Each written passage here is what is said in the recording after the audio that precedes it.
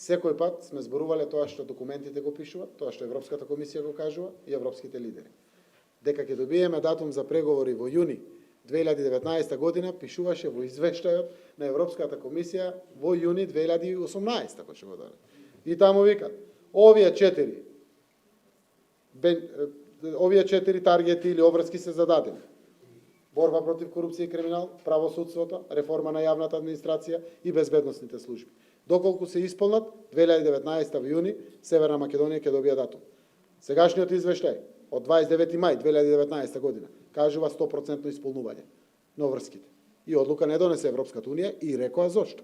Заради нивни технички причини, јас го сваќам тоа, Европскиот парламент изборите, касното лиферување или објавување на извештајот на Европската комисија, а на 3 Бундестагот требаше да има седница на парламентот. За 4 дена не верувам дека и нашиот парламент ќе седне да донесе одлука. Така да еве го октомври 2019 сме кажувале, аз верувам дека ќе успееме да добиеме одлуката за добивање на датум за преговорите.